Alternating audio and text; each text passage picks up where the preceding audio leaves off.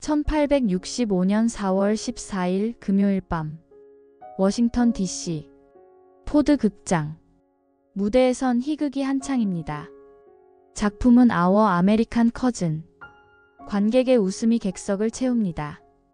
대통령 특별석. 한 남자가 아내와 나란히 앉아 있습니다.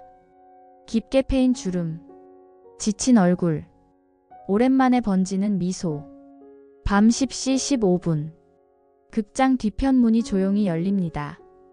검은 그림자가 다가옵니다. 한 발의 총성. 식센페르 티란니스. 그가 그렇게 외쳤다고 전해집니다. 암살자는 난간을 넘어 무대로 뛰어내립니다. 남자는 쓰러집니다. 그의 손은 아직 아내의 손을 놓지 못합니다. 그가 평생 붙잡은 문장 하나. 모든 인간은 평등하게 태어났다. 그 믿음으로 버틴 삶. 미국 제16대 대통령 에이브러햄 링컨. 그는 어떻게 노예의 나라를 자유의 나라로 바꾸려 했을까요? 오늘 그의 이야기를 시작합니다. 1809년 2월 12일 켄터키 하딘 카운티. 눈 내리는 겨울 아침. 통나무집 한 칸. 흙바닥. 곰가죽 한 장 위 첫 울음. 토머스 링컨과 낸시 행크스. 가난한 개척민의 둘째 아들. 아버지는 목수였고 글을 읽지도 쓰지도 못했습니다. 어머니는 달랐습니다. 성경을 읽을 줄 알았습니다. 아브라함, 책을 읽어라. 배움이 너를 자유롭게 할 거야. 하지만 학교는 멀었습니다. 왕복 몇 시간의 산길. 맨발로 걸어야 했습니다. 눈이 오나 비가 오나. 그가 다닌 학교를 모두 합쳐도 1년이 채 되지 않았습니다. 그게 링컨이 받은 정규 교육의 전부였습니다. 1818년 가을. 9살의 소년. 어머니가 갑자기 쓰러집니다. 사람들은 우유병이라 불렀습니다. 독초를 먹은 소의 우유가 사람을 병들게 하던 때였습니다. 일주일 만에 어머니는 떠났습니다. 아브라함, 약속하렴. 좋은 사람이 되겠다고. 마지막 말이었습니다. 소녀는 판자를 잘랐습니다. 어머니의 관을 만들기 위해서. 못을 박는 손이 자꾸만 떨렸습니다. 1년 뒤 아버지는 재혼합니다. 새어머니 사라 부시 존스턴. 새 아이와 함께 왔습니다. 그리고 몇 권의 책도 함께 데려왔습니다. 천로 역정. 이솝 우화. 워싱턴 전기 한 권. 책은 소년에게 보물이었습니다. 촛불이 꺼질 때까지 읽었습니다. 벽난로 불빛에 기대어 읽었습니다. 에이브는 책에 미쳤어. 이웃들이 수군거렸습니다. 하지만 소년은 멈추지 않았습니다. 가난은 배움을 막지 못했고 슬픔은 마음을 굳게 했습니다. 그는 천천히 그러나 분명히 자라났습니다. 17세. 키는 20살 성인과 맞먹는 193cm. 마을에서 가장 큰 청년이었습니다. 팔힘도 셌죠. 도끼질. 나무 베기. 레일 쪼개기. 하루 품삯 25센트. 밤이면 빌린 책을 펼쳤습니다. 워싱턴 전기. 프랭클린 자서전. 영국 역사. 나도 무언가 될 수 있을까? 스스로에게 묻곤 했습니다. 21세. 가족은 일리노이로 이주합니다. 링컨은 독립을 선택합니다.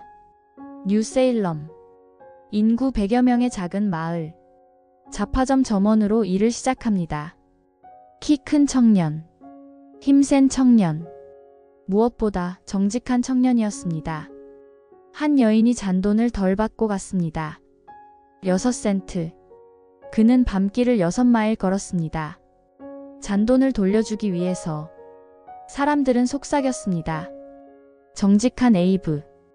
23세. 첫 도전. 일리노이주 의회 선거. 배움은 부족합니다. 그러나 여러분을 위해 일하겠습니다. 결과는 낙선. 13명 중 8번째. 청년은 쓰러지지 않았습니다. 24세. 동업으로 가게를 엽니다. 하지만 동업자 베리는 술에 약했습니다. 가게는 석 달 만에 파산. 빚만 $1,100 가까이 남습니다. 그에겐 감당하기 어려운 금액이었습니다. 26세. 앤 러틀리지. 그가 사랑하던 여인. 장티푸스로 세상을 떠납니다. 숲길을 헤매던 밤들. 친구들이 곁을 지켰습니다. 그를 해치지 않도록 끝까지. 그럼에도 그는 다시 서기로 합니다. 법률서를 빌려옵니다. 블랙스톤의 영국법 주석. 낮에는 일하고 밤에는 공부. 그루터기를 책상 삼아 초를 밝히며 읽었습니다. 28세. 마침내 변호사 자격을 얻습니다. 그는 스프링필드로 향합니다. 낡은 가방 하나, 법전 2권과 셔츠 2벌. 그의 전 재산이었습니다. 하숙을 구하러 들어간 가게. 주인 조슈아 스피드가 묻습니다. 돈은 있나? 그가 웃으며 답합니다. 현금은 없소. 하지만 신용은 있소. 둘은 그날 친구가 됩니다. 그는 가난한 이들의 변호를 맡았습니다. 노예 신분을 벗어나려는 흑인. 남편의 폭력에 시달리는 아내. 임금을 받지 못한 일꾼들. 보수를 포기하는 일도 잦았습니다. 정의는 힘없는 자의 편이어야 한다. 그의 신념이었습니다. 33세. 메리 토드를 만납니다. 켄터키 명문가 출신. 교양 있고 야심찬 여자. 주변에서 말립니다. 그는 시골 변호사일 뿐이야. 메리는 조용히 말합니다. 그는 대통령이 될 사람이에요. 1842년 11월 4일. 둘은 결혼합니다. 반지 안쪽에 새긴 글귀. 사랑은 영원하다. 로버트, 에드워드, 윌리엄, 테드. 네 아들이 태어납니다. 그러나 에드워드는 3살에 떠납니다. 링컨은 며칠을 울었습니다. 말수가 줄었습니다. 슬픔은 오래 그의 곁에 머물렀습니다. 그럼에도 그는 멈추지 않았습니다. 실패와 빚, 상실과 슬픔. 그 모든 것을 징검다리 삼아 조금씩 앞으로 나아갔습니다. 이제 그의 시선은 법정 바깥 정치의 무대로 향합니다. 1846년 37. 그는 연방 하원의원에 당선됩니다. 워싱턴으로 가는 기차. 창밖 풍경이 멀어집니다. 젊은 시절 켄터키에서 본 장면이 문득 떠오릅니다. 쇠사슬에 묶여 행군하던 사람들. 그는 편지에 적었습니다. 이것이 자유의 나라인가? 그러나 그는 성급한 급진이 아니었습니다. 노예제는 악이다. 하지만 헌법이 허용한 곳은 법으로 강제할 수 없다. 현실과 이상 사이. 그는 오래 고민했습니다. 한 임기를 마치고 스프링필드로 돌아옵니다. 재선을 고집하지 않았습니다. 다시 변호사로 서서 순회 재판을 따라 떠납니다. 일리노이 제8순회구. 말을 타고 마을에서 마을로. 가방엔 법전과 셰익스피어. 그리고 낡은 성경 한 권. 법정은 진실의 무대다. 그가 즐겨하던 말이었습니다. 1854년. 캔자스 마이너스 네브래스카 법. 새 준주에서 주민투표로 노예제 허용을 정한다. 그는 분노합니다. 이건 후퇴다.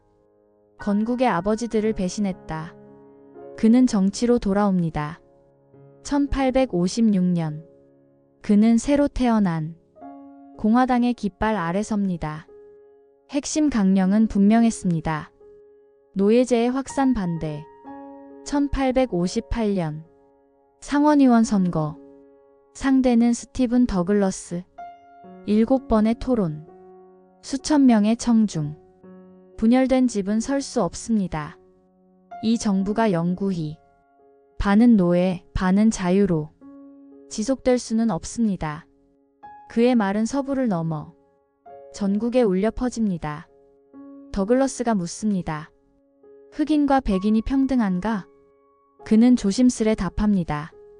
정치사회의 모든 면에서가 아니라 생명과 자유, 행복 추구의 권리에서. 그들 역시 우리와 같습니다. 청중이 술렁입니다. 선거는 졌습니다. 그러나 전국이 묻습니다. 저 서부의 변호사는 누구인가? 1860년 5월 시카고 공화당 전당대회 첫 투표 그는 2위. 둘째 투표 격차가 좁아집니다. 셋째 투표 역전. 신문은 그를 레일 쪼개기 후보라 불렀습니다. 11월 6일 대통령 선거. 그는 승리합니다. 그러나 남부의 다수주에서는 투표용지에 이름조차 없었습니다. 의심과 두려움이 부풀어 오릅니다. 12월 20일 사우스캐롤라이나 연방 탈퇴를 선언합니다. 그가 우리의 재산을 빼앗으려 한다. 사람들은 사람을 재산이라 불렀습니다. 미시시피, 플로리다, 엘라베마, 조지아, 루이지애나, 텍사스. 2달 남짓한 사이 7개 주가 떨어져 나갑니다. 그들은 남부연합을 만들고 제퍼슨 데이비스가 대통령이 됩니다. 1861년 3월 4일 취임식. 암살 위협 속에 경계는 삼엄했습니다. 그는 며칠 전 볼티모어를 밤에 몰래 통과해 워싱턴에 들어왔습니다. 그의 첫 연설. 우리는 적이 아니라 친구입니다.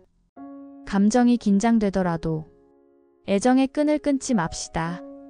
그러나 평화의 호소는 포연 속에 사라집니다. 4월 12일 새벽 4시 30분 찰스턴항 섬터 요새. 남부연합의 첫 포격. 연방의 깃발이 흔들립니다. 남북전쟁이 마침내 시작되었습니다. 90일이면 끝난다. 북부 신문들의 낙관이었습니다.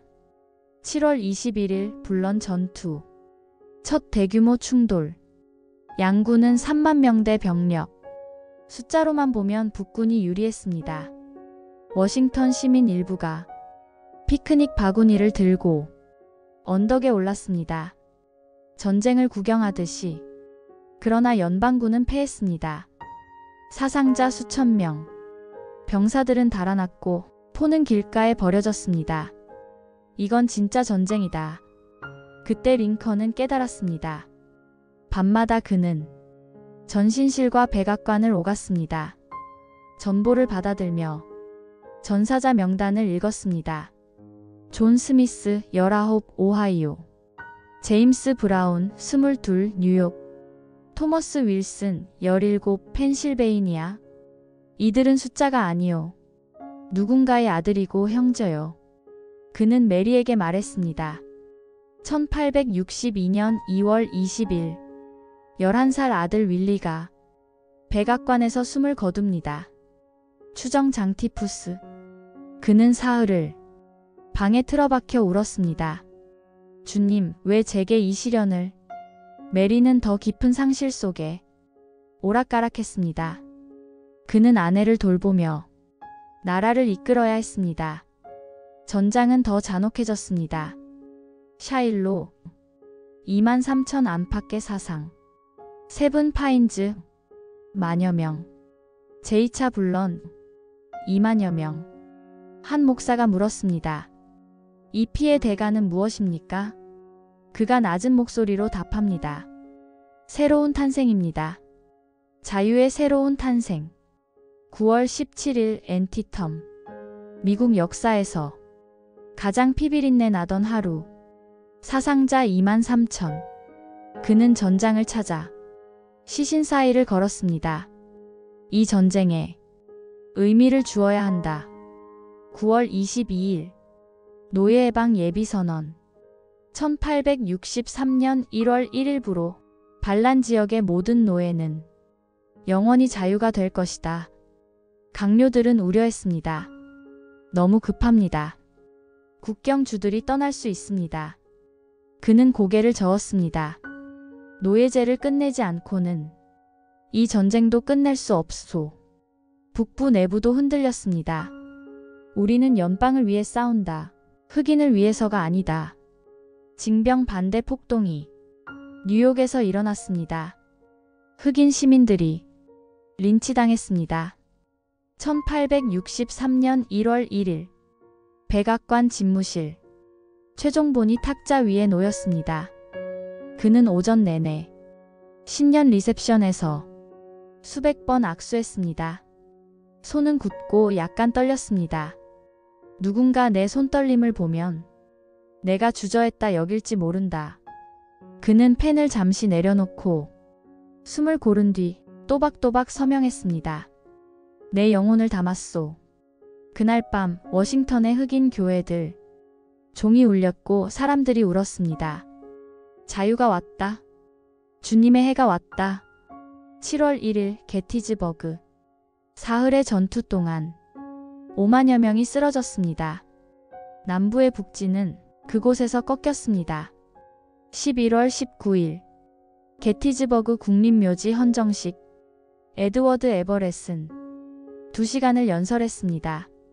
그 다음 링컨.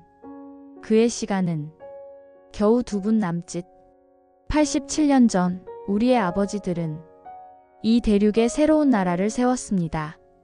자유 속에서 잉태되고 모든 인간은 평등하다는 명제에 헌신한 나라를 우리는 결의합니다. 이 죽은 이들이 헛되이 죽지 않았음을, 이 나라가 신 아래 자유의 새로운 탄생을 맞이할 것을, 인민에 의한, 인민을 위한 정부가 지상에서 사라지지 않을 것을. 단 272단어. 잠깐의 침묵. 그리고 박수. 어떤 이는 조용히 울었습니다. 대통령이 시인이 되었군요. 한 기자가 적었습니다. 1864년. 전쟁은 계속됩니다. 콜드하버 12,000의 사상. 피터스버그 긴 포위전의 시작. 이 전쟁이 나를 갉아먹고 있소. 그는 친구에게 토로했습니다. 그의 얼굴은 더 수척해졌고 옷은 헐렁해졌습니다.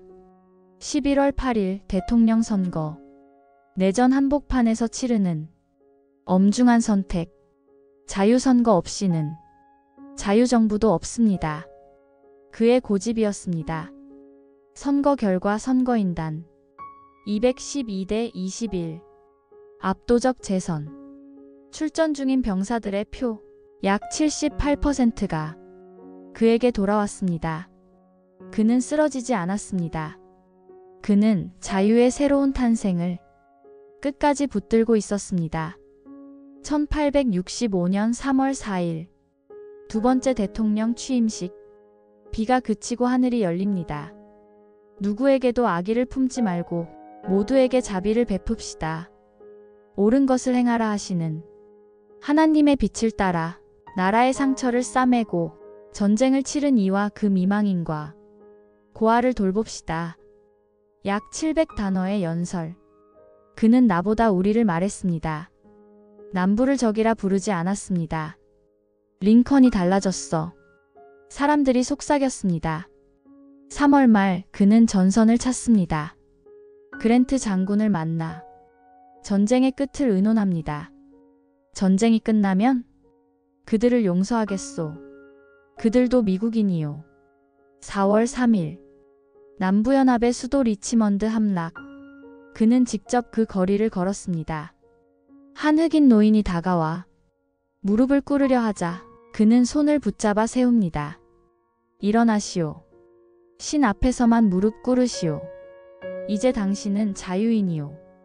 4월 9일 애퍼메톡스. 리 장군이 항복합니다. 전쟁은 끝났습니다. 60만 명이 넘는 목숨 뒤에야. 4월 11일 밤. 백악관 앞 인파가 모입니다. 그는 창가에 서서 말합니다. 이제는 용서와 화해의 시간입니다. 우리는 하나의 나라입니다. 특히 우리를 위해 싸운 흑인 병사들에게 참정권을 부여해야 합니다. 군중 속 한 남자. 26세 배우 존 윌크스 부스. 그는 낮게 속삭입니다.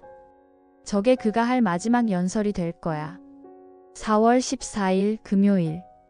아침 강요회의. 남부재건은 증오가 아니라 사랑으로 시작해야 하오. 오후 메리와 마차를 타고 도시를 한 바퀴 돕니다. 전쟁이 끝나서 정말 행복하오. 여보, 이런 얼굴은 처음이야. 메리가 웃습니다. 그날 밤 포드 극장. 희극 아워 아메리칸 커즌. 저녁 8시 30분 도착. 관객이 기립합니다. 미스터 프레지던트.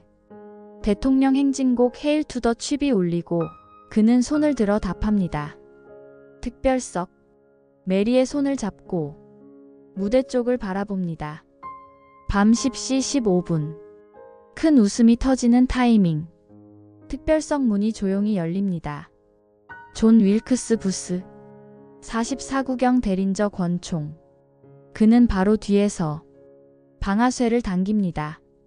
식센페르 티란니스. 부스는 난간을 넘어 무대로 뛰어내립니다. 왼쪽 다리가 부러졌지만 그는 어둠 속으로 사라집니다. 메리가 비명을 지릅니다. 저들이 대통령을 죽였어요. 23세 군의관 찰스 리일이 달려옵니다. 길 건너 집으로. 피터슨 하우스. 짧은 침대 위에 그를 대각선으로 눕힙니다. 의사들이 모여듭니다. 총알은 뇌 깊숙이 박혔습니다. 희망이 없습니다. 밤새 이어진 숨소리. 거칠고 느리고 고통스러운. 4월 15일 토요일. 아침 7시 22분. 그의 숨이 멈춥니다. 향년 56세.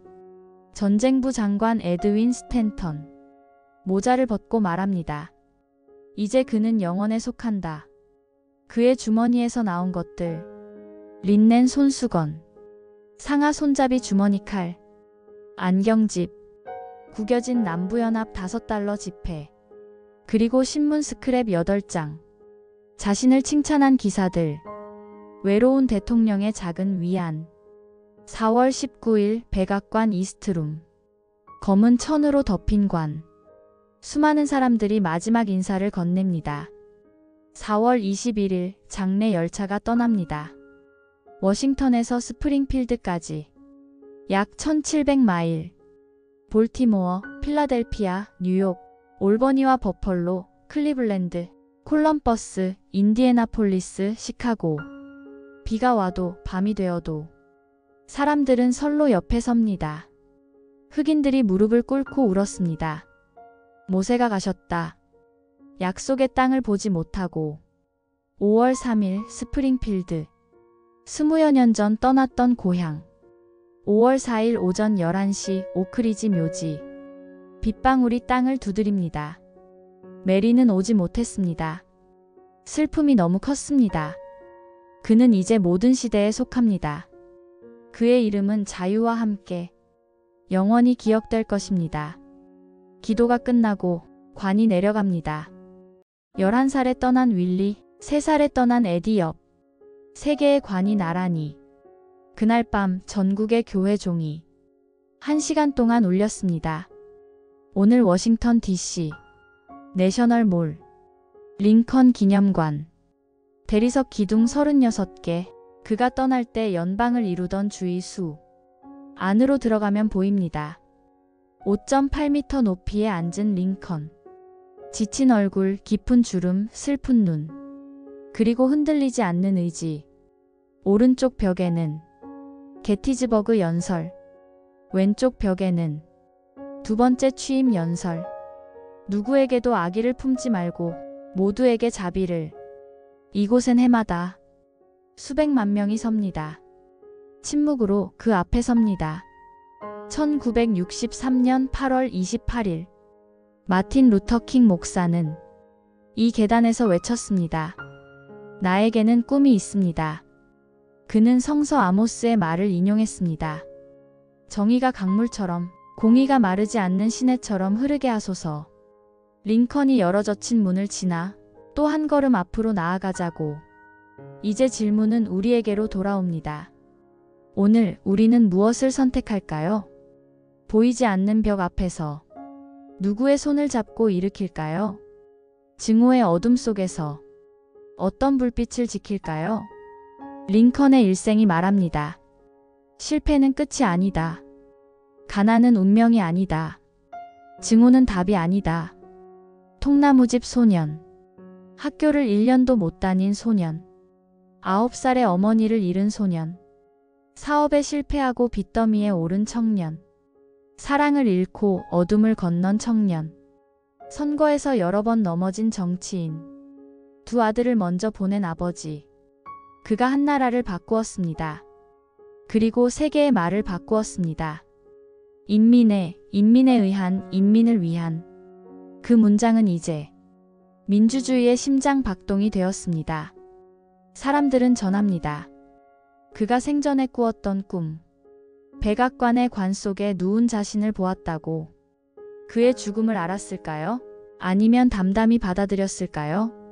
분명한 한 가지. 그가 남긴 마지막 메시지는 같았습니다. 이제는 용서와 화해의 시간. 함께 가자 하나의 나라로. 그는 쓰러졌습니다. 하지만 그의 정신은 서 있습니다. 그가 떠난 지 160년. 우리는 어디쯤 와 있을까요? 아직 갈 길이 멉니다. 그래도 포기하지 맙시다. 그도 포기하지 않았으니까요. 이야기를 마칩니다. 여러분은 에이브러햄 링컨을 어떻게 기억하시겠습니까? 가난을 이긴 사람, 실패를 이긴 사람, 증오를 이긴 사람, 죽음으로도 지워지지 않는 신념을 남긴 사람. 구독은 큰 힘이 됩니다. 함께 역사를 걸어주셔서 감사합니다. 다음 이야기에서 만나요. 다음 주 월요일. 1954년 미시시피의 한 시골 마을. 4살의 흑인 소녀가 말합니다. 난 텔레비전에 나올 거예요. 사람들은 고개를 저었습니다. 하지만 소녀는 눈을 들었습니다. 30년 뒤 시카고의 스튜디오. 오프라 윈프리 쇼에 오신 것을 환영합니다. 가장 영향력 있는 여성, 토크쇼의 여왕, 최초의 흑인 여성 억만장자. 상처를 치유의 힘으로 바꾸어낸 사람. 오프라 윈프리. 그녀는 어떻게 자신의 이야기를 세상의 희망으로 만들었을까요? 다음 주 월요일 그날의 목소리에서 만나요. 당신의 이야기가 기다립니다.